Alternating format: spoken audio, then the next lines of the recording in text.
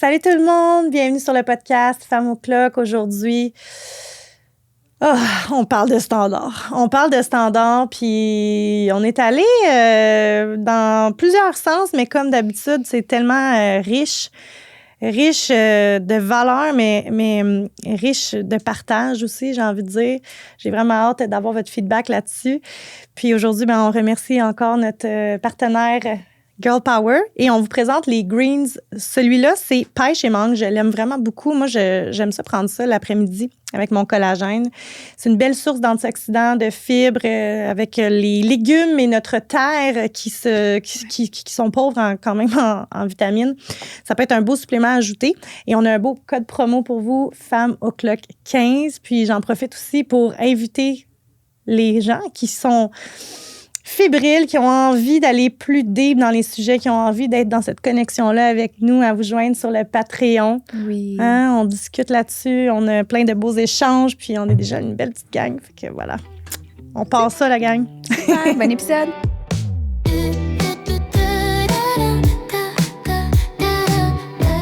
Salut les filles! Salut! On avait envie de parler aujourd'hui de standards, hein, parce que je trouve que c'est tellement intéressant, les standards de vie, mais tu sais, les standards que ce soit au niveau des relations, au niveau de l'amour, les standards au niveau des finances, au niveau de la santé. On s'en rend pas nécessairement compte, mais en fait, notre vie est basée sur des standards qu'on a, tu sais, right? Exactement, oui, absolument. Puis, tu sais, juste pour mettre les gens en contexte, un peu comme moi, mettons, mes standards de... Ben moi, j'ai beaucoup de standards élevés, en fait. Mais je suis seconde. J'allais dire, j'ai des standards de santé élevés, mais en fait, j'ai des standards élevés, je pense, dans plusieurs sphères. Puis en fait, les standards, je pense que c'est en lien avec qu'est-ce qui est important pour nous. Mm-hmm. Puis pourquoi tes standards sont élevés, c'est parce que c'est justement, c'est quelque chose qui est viscéral. Comme moi, mettons, mes standards de santé sont importants. Fait qu'est-ce que ça veut dire concrètement? Ça veut dire que je suis le genre de personne que je ne tolérerais pas, par exemple, de pas bien manger sur plusieurs semaines. Tu sais, comme, mettons, on va en voyage ou quoi que ce soit, tu sais, c'est correct, je comprends le principe de déroger, mais pour moi, c'est important de bien me nourrir. Donc, mes standards sont élevés. Fait que ça veut dire que même quand je vais en voyage, majoritairement, je fais des bons choix, puis je vais rester en mouvement.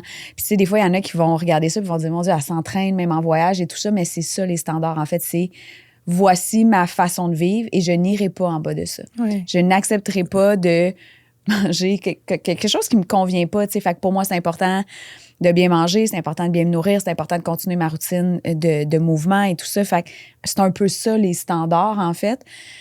Puis ça me rassure de voir que je suis pas toute seule en tout cas, à avoir des standards élevés, j'ai envie de dire, dans toutes les sphères de ma vie, parce que, en fait, c'est ça. C'est la vie qu'on se bâtit. Puis après ça, qu'est-ce que tu choisis comme standard dans différentes sphères, dans le fond. Oui, puis tu sais, les standards, c'est aussi, on dirait pour moi, une certaine façon de se mettre des limites dans sa vie pour rester dans ce... Puis tu sais, c'est drôle comment je le dis parce que quand je parle de cadre, habituellement, c'est pas pour vous dire que oui, c'est le fun d'avoir un cadre, mais c'est comme une certaine discipline, peut-être, que j'aimerais dire, qui te permet de rester bien avec toi-même. Donc, par exemple... si je sais que quand je bois de l'alcool, je dors mal, puis ça affecte ma journée, puis que je continue de boire de l'alcool à tous les jours, bien, je me respecte pas. Donc, mon standard de vie est là par rapport à ma santé globale, on va dire ça comme ça. Mais là, je vais tenter de mettre en place un système qui va faire que je vais boire peut-être juste la fin de semaine. Puis là, le fait de ne pas boire la semaine, tu te rends compte que, Colin, je dors bien. Non seulement je dors bien, j'ai de la clarté, je me lève, j'ai le goût de faire ma journée, je suis plus créative, j'ai plus d'énergie, blablabla. Peu importe c'est quoi, là, je donne l'exemple de l'alcool, mais tu sais, on peut le mettre sur n'importe quoi. Mais là, tu réalises, la fin de semaine, en prenant ton verre comme d'habitude, que quand tu te réveilles, tu es fatigué, puis que tu as moins d'énergie dans ta journée. Et on se retrouve devant un choix, en fait. C'est ça, elle est où il est où le barème? Elle est où la balise que j'installe dans ma vie pour respecter comment je peux garder ce sentiment de bien-être-là, tu sais? Mm-hmm. Moi, là, je parle d'alcool, mais mettons, on va aller dans du respect de soi, tiens. Ouais. Elle est où la limite quand, pour toi, quelqu'un ne te respecte pas ou pour toi, Elle est où la limite quand tu ne te respectes pas? C'est quoi ne pas te respecter? Puis c'est là où ce que tu vas bien bâtir ces espèces de standards-là. Ils sont pas là pour être super stricts puis étouffants, là. Au contraire, c'est là, on les met en place. Par exemple, pour moi aussi, l'entraînement, bien manger, c'est bien dormir. Quand on est une maman, des fois, c'est difficile. Mais c'est d'installer ça pour s'assurer, j'ai envie de dire, que tu vas te sentir bien dans ta journée. Exact. Au final, on fait ça parce qu'on veut ressentir une émotion plaisante. Tu sais. Parce que si on n'en a pas de standard, si notre standard, c'est le bare minimum, si toi, dans ta job, tu donnes tout le temps juste le minimum, ben tu vas avoir des résultats minimums. Là. À un moment donné, ça aussi, il faut en prendre considération.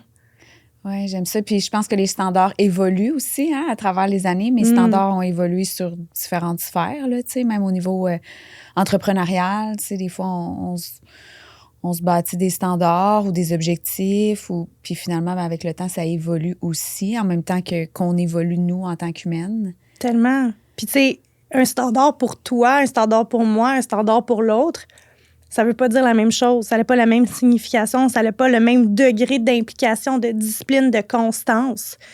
Et j'ai envie de dire, tu sais, si on parle de gens qui sont dans une situation, par exemple, de richesse, ben ils vont avoir des différents standards que quelqu'un qui a moins de moyens, par exemple, tu sais. Puis pour eux, ça va être la normalité. Puis pour nous, de voir ça, exemple, de voir quelqu'un qui est dans un standard plus élevé, c'est quelque chose à atteindre ou peut-être même on croit que c'est inatteignable. En fait, c'est juste un standard. Il n'y a pas de comparaison à avoir au niveau du standard. Je pense que ça, c'est vraiment important de se le rappeler, de ne pas tomber là-dedans. L'important, c'est de créer ça. Et le but, c'est de... On le fait pas pour le fun, on le fait pas parce que c'est un trend, on le fait parce que en mettant ces balises-là dans notre vie, ça nous permet de rester dans cet état-là que nous, on juge bien, confortable, le fun, plaisant. Ouais. Tu sais? Sinon, ce qui arrive, malheureusement, le cerveau n'est pas là pour nous rendre heureux, hein? Tu le sais bien. Fait que on recule toujours.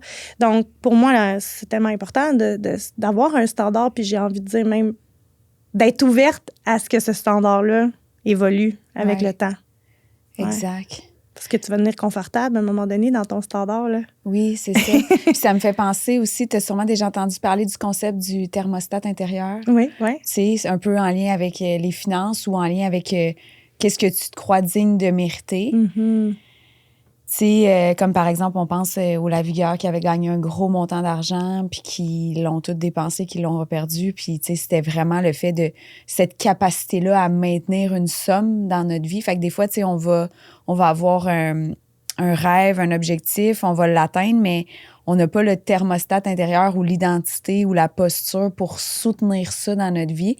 Fait que c'est pour ça qu'on expliquait que les standards évoluent au même titre que les standards vont évoluer en même temps que nos objectifs aussi peuvent évoluer, que ce soit au niveau de la business ou tout ça. Fait que, tu sais, j'aime le concept du thermostat parce que je trouve que c'est comme si c'est facile de l'imager, tu sais, pour les femmes qui comprennent pas pourquoi on arrive à une certaine place dans notre vie puis on n'est pas capable de maintenir ça ou on s'auto-sabote, justement. Tu sais, combien de femmes vont réussir à atteindre à libérer du poids puis finalement, poup, ils s'auto-sabotent eux-mêmes. C'est comme ils reviennent là où il était, là, le yo-yo, le fameux yo-yo qui arrive souvent. Ben, c'est ce terme. Moi, en tout cas, j'aime croire que c'est ce thermostat-là intérieur. Fait que c'est pour ça que l'évolution, c'est pas juste une transformation. Il y a toute cette espèce de shift identitaire-là qu'on doit faire à travers la transformation pour être cette personne-là qui soutient la transformation, qui soutient la vision, qui soutient la richesse, qui soutient...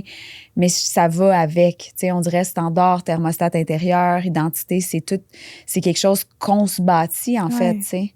Oui, tu viens juste de le dire, c'est un travail identitaire. Oui, hein? C'est un travail identitaire, je veux dire. Il y a plein de nuances à ça, puis on va en aborder quelques-unes, mais mettons, on parle du yo-yo, mettons, on parle du poids, là.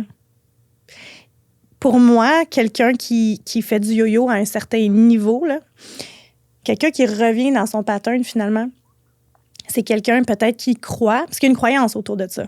La chose que vous voulez là, dans votre vie, la chose qu'on veut, qu'elle soit matérielle ou que ce soit même, j'ai envie de dire, émotionnelle. Puis, petite clé de manifestation ici, là, c'est jamais les objets qu'on veut, c'est jamais les trucs physiques qu'on veut, c'est jamais les trucs matériels qu'on veut. Ce qu'on veut, c'est ressentir une émotion. Ouais. Parce qu'on croit que quand on va avoir une Porsche, quand on va avoir une maison, quand on va voyager 3-4 fois par année, quand on va avoir notre promotion, quand on va enfin rencontrer l'homme de notre vie va changer. Faux. C'est pas ça qu'on veut. C'est pas la chose matérielle qu'on veut. Ce qu'on veut, c'est ce qu'on croit que ça va nous faire ressentir. Mm-hmm. Puis là, je vais faire le parallèle avec le standard. Quand on atteint un certain niveau, exemple un poids, moi, ça m'est déjà arrivé, là, comme quand même 2 fois en 2025, j'avais des objectifs fitness, on va dire. Ouais. Puis les 2 fois où j'ai atteint le pourcentage de gras que je pensais impossible à atteindre, qu'est-ce qui s'est passé? J'ai repris le poids, j'ai repris du gras. C'est comme si mon cerveau pensait que être dans cette shape-là, c'était dangereux. C'est comme si mon cerveau pensait que si je maintiens cette shape-là, il y a un inconfort. Ça vient avec un inconfort. Donc, inévitablement, s'il y a une émotion, là, vraiment avec des gros guillemets négatifs, parce qu'il n'y a aucune émotion négative, on s'entend, là, mais une émotion qui nous fait pas nécessairement ressentir de la sécurité intérieure, de la joie, puis du plaisir, puis tout ça, ben, le cerveau, il fait comme « ben non, on peut pas rester là. On peut pas rester là, c'est dangereux. » Donc, c'est pour ça qu'on recule. C'est pour ça qu'on s'auto-sabote, entre guillemets. C'est pour ça qu'on revient dans nos anciennes habitudes. Puis, tu sais, changer, c'est pas facile, là. On s'entend. Ouais. Mais est-ce que tu crois justement que... Est-ce que tu crois vraiment que c'est la réalité dans le sens où c'est ton cerveau qui te fait croire que c'était pas sécuritaire, fait que t'es revenu, mais tu sais, toi qui expérimente la pleine conscience, qui expérimente ce domaine-là, comme qu'est-ce qui fait en sorte que tu crois que même toi, t'as réussi, on peut dire, à t'auto-saboter là-dedans ou t'étais pas un poids que tu juges chanter? Et puis je veux vraiment le nommer, là, pas parce que j'ai étudié les neurosciences, que je connais tout le concept énergétique, que je comprends l'intelligence émotionnelle. Pas parce que j'ai beaucoup de connaissances là-dedans et d'expérience que ça m'exclut de la nature humaine. Mm-hmm. Je veux juste dire ça comme ça. Sauf que je m'attrape rapidement, je suis dans la conscience. Donc, moi, qu'est-ce que j'ai réalisé, en fait, c'est encore une fois, c'est un travail d'identité. Donc, si j'atteins mon poids, en fait, moi, c'était pas un poids, là, c'était un pourcentage de gras. Si j'atteins cette shape-là, dis-je, ben pour moi, il y avait une accroche à mon ancienne identité. Mais là, je vais devoir boire moins. Puis j'aime ça prendre un petit verre, tu comprends? Mm-hmm. C'est une croyance, mais c'est attaché à mon ancienne identité. Bien là, va falloir que je me restreigne là, tout le temps. Là. Mais c'est pas ce que consciemment, dans le présent, je crois. C'est attaché, ces croyances-là et ces peurs-là, à une ancienne identité, celle que je tente de me départir. Mais c'est normal qu'elle revienne. Ça fait combien d'années que je l'entretiens, cette identité-là? Ça fait 20 ans, tu sais. Fait que j'en ai des histoires là, associées à la nutrition, à l'alcool, à l'association que je fais avec manger et boire. Parce que pour la majorité des gens, manger et boire est synonyme de plaisir. Ouais. Hein? Je vais aller manger une bonne bouffe. Tu sais, moi, mon chum, puis moi... C'est rare. Bien, pas que c'est rare, mais tu sais, on fait peut-être 75% de restaurants, 25% d'activités. Nous, on capote. Nous, notre activité, là, c'est d'aller dans un resto, manger comme des rois, tu comprends? Ça, on adore faire ça. Donc, il y a tout ce travail de croyance-là qui est associé à des expériences et des émotions. C'est ça qui crée une connexion, on s'en souvient. Hein? Donc, si j'enlève l'alcool, si j'enlève les bons plats pleins de beurre puis de fromage, puis tu sais, ben il y a où le plaisir dans ma vie? Mais ça veut pas dire que tu n'en auras pas, c'est juste que c'est une croyance qui est associée à ton ancienne identité. Mm-hmm. Et c'est vraiment difficile de se départir de ça. C'est pour ça que, de un, c'est extrêmement important d'être accompagné dans un processus de changement identitaire, que ce soit au niveau de votre poids, au niveau de vos relations, au niveau de votre business. C'est important d'être accompagné. Puis, et de comprendre que c'est le genre de truc qui se fait pas en claquant les doigts. Parce que ta programmation là, intérieure, elle est là depuis combien d'années? Si tu penses qu'en 1 semaine, en 3 mois, en 4 mois, tu vas t'en départir, dépendamment de comment que c'est ancré dans ta vie, ça peut prendre un certain temps. Là. Puis de faire ça toute seule, c'est quand même difficile. Oui. Je trouve ça intéressant parce que moi, on dirait que l'espèce d'identité, le shift identitaire, je l'ai compris plus tard, dans le sens où, tu sais, quand j'ai libéré mon poids, même si j'avais libéré 50, 60 livres, quand j'allais dans les boutiques, je demandais encore, est-ce que j'ai l'air grosse là-dedans? Ou, tu sais, puis là, la madame, elle me disait, si t'as l'air grosse. Parce que moi, on m'a tellement répété toute mon enfance, hein, la petite grosse, Marie-Ève, puis tout ça, que c'est comme si même si j'avais réussi à libérer du poids, j'étais encore la petite grosse, la grassouillette, oh, les belles petites pommettes. Puis ça a toujours été. Puis c'est comme si j'avais pas réussi. Puis c'est ça que j'expliquais à ma mère. J'étais comme, c'est tough parce que j'allais à la plage puis je me cachais, même si j'avais plus rien à cacher. Mais c'est comme je disais, c'est comme si on dirait que j'ai pas été capable à 100% d'incarner ou c'est comme si le switch s'est pas fait. C'est comme si dans ma tête, je suis encore cette fille-là avec un surplus de poids. Puis c'est aussi pour ça que j'ai eu énormément de difficultés à un certain stade j'ai envie de dire à déroger. Parce que quand j'ai commencé à libérer du poids, à me sentir mieux, après ça, tu sais, il y avait quelqu'un qui m'avait dit « Ah, tu manges du McDo, à quelle fréquence? » Puis tout ça. Puis j'avais dit « Oh boy, ça fait 9 ans que j'ai pas mangé de McDonald's. » Puis là, je me suis posé la question « Mais pourquoi? » Et pour moi, c'est comme si je mange du McDo, je reviens automatiquement à cette femme-là. Fait que j'avais comme une crainte, je voulais pas y aller parce que j'étais comme... C'est comme si ça allait me ramener dans mon ancienne identité. J'avais tout pas fait ce switch-là. Ouais. Fait que, tu sais, c'est vraiment intéressant de faire comme, OK, attends un petit peu, tu sais, je me suis transformée physiquement, etc. J'ai une recomposition corporelle, mais il y a encore un paquet d'affaires de mon ancienne identité que je porte. J'aime ça dire, je suis pas capable de prendre cette nouvelle posture-là de cette femme-là qui, aujourd'hui, est ce qu'elle est. Puis ça ne m'appartient plus d'avoir ce surplus de poids-là, puis de plus être bien, puis de me cacher. Puis c'est comme, c'est comme s'il doit avoir une valeur à quelque part de rester là, parce que c'est comme si je maintiens ça. C'est émotionnel. Mais je pense que, tu vois, de le nommer, j'aime ça parce que quand on en parle, je trouve que c'est aussi une façon, ça me permet de continuer de me cacher, j'ai envie de dire. Parce que ça, c'était quelque chose que j'ai longtemps cru que mon surplus de poids, c'était une façon, en fait, de me cacher. Ouais. Puis j'ai envie de te dire que quand que j'étais jeune, parce que ma mère, elle m'a... Puis c'était avec plein d'amour, évidemment, mais elle m'a longtemps dit, tu sais, Marie, c'est important, il faut que tu te fasses respecter. Tu sais, sinon, les gars vont dire que t'es une fille facile, puis tout ça. Puis ça m'a porté, puis ça me porte encore, là. Tu sais, je veux dire, c'est pas pour rien que j'ai tout le temps des cols roulés, tout ça. Puis j'ai toujours eu cette tendance-là à me cacher. Puis, fait que quand j'étais jeune, puis que j'avais ce surplus de poids-là, je me suis dit, je me suis créé ça, en fait. C'est une forme de carapace pour être certaine de me maintenir dans je me cache, je veux pas être trop vue. Puis, tu sais, j'allais veiller dans les bars, je gardais mon manteau Eugénie, là. Tu sais, juste à te dire à quel point j'étais cachée, je m'enveloppais. Tu sais, si j'allais au gym puis qu'il y avait un gars qui avait le malheur de me regarder, là, je le dévisageais en voulant dire check ailleurs. C'est comme si je sentais que, genre, j'étais un morceau de viande. Oui, il y avait vraiment quelque chose avec le regard de l'homme sur mon corps. Fait que, tu sais, autant quand j'étais en surplus de poids que même encore aujourd'hui, c'est quelque chose que je porte, tu sais. Puis mon chum, il me dit, mais voyons, t'es belle comme un cœur, tu sais. Puis c'est une association. C'est un réflexe. Je veux dire, je vais aller me baigner, je vais me tremper, mais aussitôt que je reviens à ma chaise, je remets mon paréo, je me vois. Mais c'est comme plus fort que moi. Il y a quelque chose que je sais pas si c'est une certaine sécurité que je vais chercher avec le fait de me cacher, comme si les gens pouvaient pas voir ou... Mais, tu sais, je trouve ça vraiment intéressant parce que c'est la preuve que cette identité-là, c'est tellement intense, là, tu sais, puis ça nous suit tout le temps. Puis, tu sais, honnêtement, j'ai hâte d'expérimenter c'est quoi d'être dans le corps que j'ai puis de l'assumer, j'ai envie de dire, puis d'arrêter de tout le temps...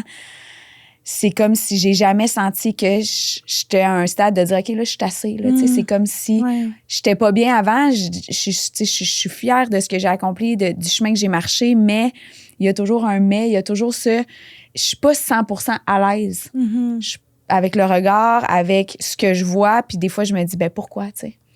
Fait que ça doit avoir un lien avec l'identité. C'est sûr, puis je vois que ça te touche, puis c'est là ce qu'on voit qu'on a tellement ancré des histoires dans notre vie. Ouais. C'est des programmations, en fait. Puis si on regarde dans l'intelligence émotionnelle du corps, le poids, il y a différentes raisons pour lesquelles on a du poids ou on n'en a pas. Là. Puis justement, il y en a un que c'est par protection. Ouais. Donc, j'ai entendu, ma mère, qui est précieuse pour moi, m'a dit avec émotion... X, Y, Z, c'est pas la faute à personne. Là. C'est une perception. Okay? Ouais. Mais les perceptions peuvent créer des croyances, peuvent créer des programmations. Donc, tu as entendu ça, c'est important, ça a été dit sur un certain ton. Donc, toi, inévitablement, tu l'as acheté, entre guillemets, puis ton corps s'est mis à se protéger en formant de la graisse, tu comprends? Ouais. Puis après ça, ben là, le corps, il revient, mais la programmation, elle est toujours là. Puis c'est souvent ce qu'on peut appeler aussi de la distorsion mentale, dans le sens que, tu sais, justement, on se regarde dans le miroir, on se trouve grosse, mais là, on n'est vraiment pas grosse, tu sais. Puis là, ça sort de mon champ de compétences. Allez consulter un psychologue si vous vous retrouvez là pour avoir de l'aide. Mais tout ça pour dire que pour moi, c'est comme... Tu sais, les espèces de projecteurs où tu mets une fiche, là, justement, je faisais ça avec mes enfants hier, un petit projecteur, tu mets une cassette, puis ça projette une image. Oui. Bien, c'est exactement comme ça que ça fonctionne dans notre cerveau. Donc, t'as ton projecteur, puis t'as encore la cassette de, bien, si je suis mince, je suis belle, je suis sexy, c'est dangereux. Fait que tu projettes l'ancienne image, tu sais.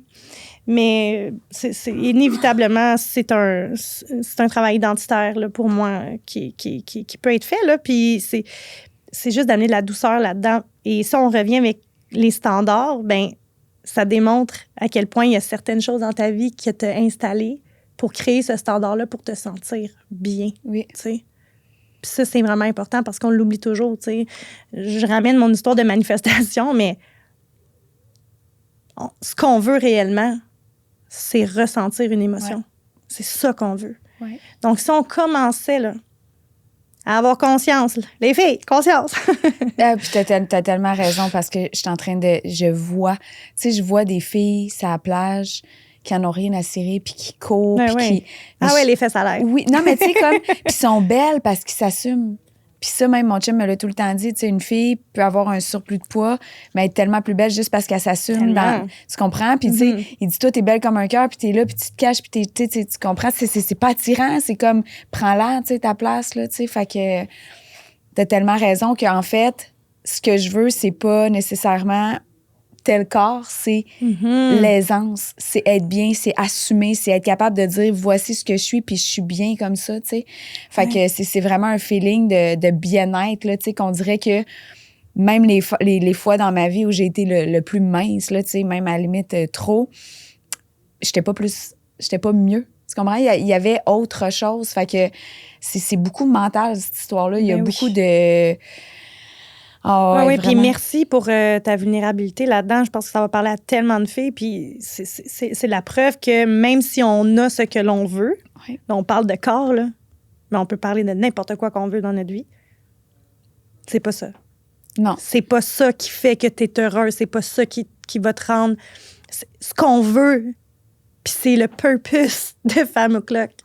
C'est de ressentir une liberté intérieure, de ressentir une liberté d'être, une liberté de faire, de toutes les libertés possibles, inimaginables, sous tous les angles.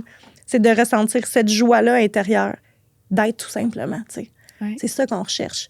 Puis le jour qu'on comprend ça, on arrête d'être constamment dans cette espèce de quête d'avoir plus, d'aller chercher plus, de faire plus, parce qu'on comprend qu'ultimement, oui, on le veut puis on a le droit de le vouloir, mais c'est pas ça qu'on veut réellement. Ce qu'on veut réellement, c'est un feeling. Alors moi, j'invite déjà la question pour les filles qui écoutent, là, puis j'en profite aussi, second profitage de moment, d'inviter les filles à joindre le Patreon, parce que c'est vraiment là où on crée des discussions avec les filles, c'est là où on va encore plus deep dans les sujets de podcast, donc joignez-vous à nous, mais la question que je vous invite à vous poser, c'est réellement, qu'est-ce que vous voulez dans votre vie? Puis si vous trouvez ça difficile, en fait pas ce que vous voulez ressentir dans votre vie, puis si vous trouvez ça difficile, bien, faites-la la liste des choses que vous voulez avoir. Ouais. Ça va vous aider après à aller dire, OK, mais ça, je le veux, mais dans le fond, pourquoi? Qu'est-ce que je veux ressentir en ayant? Pour moi, avoir une promotion, qu'est-ce que ça va me faire ressentir? Qu'est-ce que je crois que ça va me faire ressentir? Puis j'ai envie d'ajouter que il n'y a rien de bon ou mal, il n'y a pas de bien ou mal. Il n'y a pas de bonne réponse là, ou de mauvaise réponse. Tu as le droit de vouloir ce que tu veux. Tu as le droit de vouloir ce que tu veux. Oui. Mais sais-tu pourquoi tu le veux? Est-ce que tu le veux parce que tous tes voisins l'ont? Est-ce que tu le veux parce que toute ta famille en a? Pourquoi tu veux cette chose ou les choses? Puis à un moment donné, on se rend compte qu'il y a bien des affaires qu'on veut, qu'on croit vouloir, qui finalement, on le veut pas tant que ça.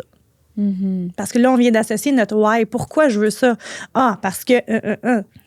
Ouais, puis des fois, ça fait aucun sens, finalement. Ben non, c'est ça, tu sais. Puis c'est là où on voit à quel point on vit pas notre vie puis on vit la vie des autres. Ouais. C'est ça. Puis après ça, de savoir ce qu'on veut, ça nous permet d'établir des standards en lien avec ça. Ben ouais. Puis aussi, comme moi, c'est une des valeurs tellement importantes, c'est la liberté. Fait que c'est autant la liberté financière, c'est ma valeur la liberté principale. la liberté de temps, mais surtout la liberté d'être ce que j'ai envie d'être, tu sais. Indépendamment de qu'est-ce qui se passe autour. Puis ça, je pense que un coup que tu vis la liberté, c'est que tu vas chercher tellement comme une paix. Puis ça fait du bien, tu sais. Ben oui. Puis j'ai même envie d'aller plus loin, tu sais, d'aussi prendre le temps de se poser la question, qu'est-ce que ça veut dire? Exemple, on prend la liberté, parce que moi, c'est ma valeur principale. Si je ne respecte pas la liberté dans ma vie, si je ne respecte pas cette valeur-là, ça va pas bien, là. Je vais pas bien. Je me sens pas bien. Mais qu'est-ce que veut dire liberté pour moi? Parce que dans les faits, comme société, on se compare beaucoup trop avec les autres, avec ce que les autres disent, avec ce que les autres veulent, avec ce que les autres font. Mais toi, qu'est-ce que ça veut dire pour toi? Parce que moi, dans mon contexte familial, disons, là, 3 enfants, un enfant handicapé, les rencontres à l'hôpital, mon mari qui travaille sur les chiffres de travail, on va se le dire, la liberté, pour moi, la liberté pour toi n'est pas la même affaire, là. Non. On ne peut pas avoir la même définition. Donc, pouvons-nous arrêter de se comparer puis d'essayer de fitter dans le foutu moule quand, de toute façon, chaque chose ne veut même pas dire la même affaire pour soi, tu sais? Et de là viennent les standards. Pour réussir, exemple, notre perte de poids, pour réussir, je m'entraîne pas, je veux retourner à l'entraînement. Bon, mais ça va être quoi tes standards? Ça va être quoi que tu vas instaurer pour t'aider, te soutenir? C'est ça, un standard, en fait. C'est de te soutenir dans l'accomplissement de cet objectif-là. Dans l'accomplissement de cet objectif-là physique et matériel, mais aussi dans cet objectif émotionnel. Oui, c'est tellement ça, les standards. En fait, c'est que tu établis un nouveau standard pour ta santé, puis ça te permet de mettre en place des habitudes de sorte à respecter ton standard qui pourrait aussi être dit vu comme une limite ou comme une balise à respecter. Oui, puis... Et un standard pourrait être aussi vu comme, ben, quel est le prochain standard pour toi? Tu sais, dans le sens que, en ce moment, j'ai des standards de vie, mais j'aspire à un autre niveau de standard, là. Tu sais, tantôt, on en parlait, on a des standards élevés, mais moi, ma projection pour la suite, ils sont encore plus élevés, mes standards, là. Tu sais, c'est ça, l'humain, en fait. On est né pour évoluer. On est des êtres d'évolution.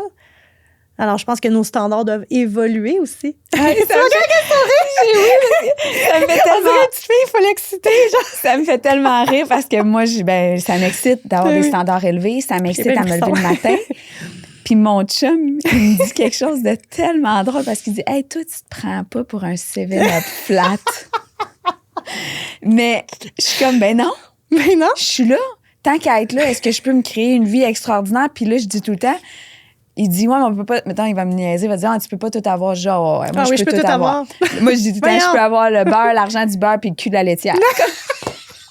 C'est comme, voici ce que j'ai décidé de croire. Il dit, OK. Puis c'est pour ça qu'il dit, c'est incroyable, tu te prends pas pour un 7-Up flat. Mais c'est bon. En même temps, c'est un standard de vie aussi. C'est comme, je n'irai pas en bas de ceci. Non. Voici ce qui est important pour moi. Puis c'est vraiment comme ça que je drive ma vie. Puis c'est comme ça que je prends mes décisions. Je suis comme, non, ça le fera pas. Il dit, mettons, non, même pas de compromis. Non. Je ne négocierai pas. C'est ça. Ni avec moi-même, ni avec mes rêves, ni avec mes objectifs. Je ne négocierai pas avec qui je suis. Puis c'est ça d'établir des standards. Puis c'est comme, voici mon nouveau barème. Là. Exact. C'est là que je m'en vais. Puis je vais mettre exactement en place ce que je dois mettre en place pour que ça se passe. Ouais. Puis moi, je suis vraiment comme ça. Puis je pense que ça vient de ces standards-là élevés. Puis mon Dieu, je suis contente d'avoir des standards élevés parce que ça fait en sorte aussi que je fais les choix en conséquence. Puis ça fait en sorte que je me contente plus du minimum. Puis que tu te dépasses. Puis que tu te dépasses. Absolument. Tu sais, hey, j'ai une analogie. Moi, j'ai une image là, qui s'est produite dans ma tête quand tu as parlé de 7-Up flat. Non, mais on s'entend-tu qu'un 7-Up flat, là, ça n'a plus de bulles, tu comprends-tu? Ouais. Fait que c'est plate en temps. Un 7-Up que tu viens d'ouvrir, oui. Puis Puis qu'est-ce qu'il y a dans le 7-Up? Il y a plein de petites bulles, ça pétille. C'est ça, être en vie, en fait. Ah, Les gens... Oh, mon Dieu, c'est bon, là. Là, Hey, les amis, 2 minutes. Vas-y! Mais j'avais pas catché pour le 7-Up flat, Ben oui. que dans le fond, c'est tellement plate. Mais t'es mort. Mais je veux pas tu être un vis pas. 7-Up flat, finalement. Mais non, tu veux être plate, tu vas être comme tout le monde, mais you're basic, t'es 99% de la population, tu vas passer dans le beurre, certain. Hey, je vais encore aimer encore plus ça quand il va me dire Ben oui. tu prends pas pour un 7-Up Non, flat. moi, je pétille. J'ai des... Moi, je suis la liqueur que t'ouvres, puis Je suis du champagne, en fait. ça sort, ça éclabousse, c'est comme oh! Mais c'est vrai. C'est vrai, Ah, parce que ouais. quand tu es en vie, quand tu te respectes, quand tu mets tes standards, parce que si tu te mets des standards, c'est parce que justement, tu te vois pas comme la merde. Tu comprends ça? Ouais. J'ai pas d'autres mots. Ouais. Si tu te mets des standards, c'est que tu as un respect de toi-même à un certain niveau, c'est que tu as une croyance à quelque part que tu mérites mieux et plus. Puis ça, je pense que les femmes, on a beaucoup de la misère avec ça. J'en parlais dans mon immersion hier, là. C'est correct de vouloir plus. On a le droit de vouloir plus. Point barre. Ouais. Pas de discussion. T'as le droit. Point. On est né pour être... On est né dans l'abondance. On est né pour être abondance.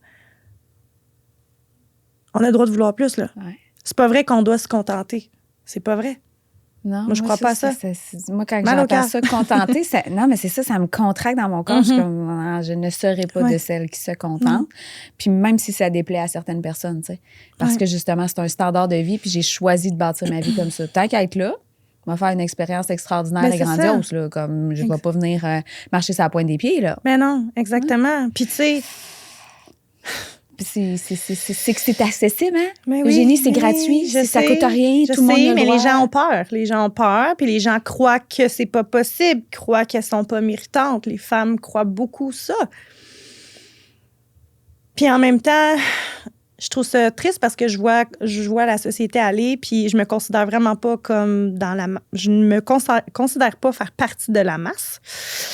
Puis je vois les gens qui sont là à travailler, à faire, à être fatigués, overwhelmed, pas écouter leurs émotions, sortir des bobos, les maladies, tu sais, bref. Tout le monde est ses pilules, tout le monde est dépressif. Genre, c'est incroyable. Moi, ça me fait capoter. Puis on est là dans cette quête d'avoir pour répondre à un ego, finalement. Mais je suis retombée sur une vidéo dernièrement qui me faisait penser à des études que j'ai faites quand j'ai commencé mon processus. Puis le monsieur, il disait... Fermez les yeux.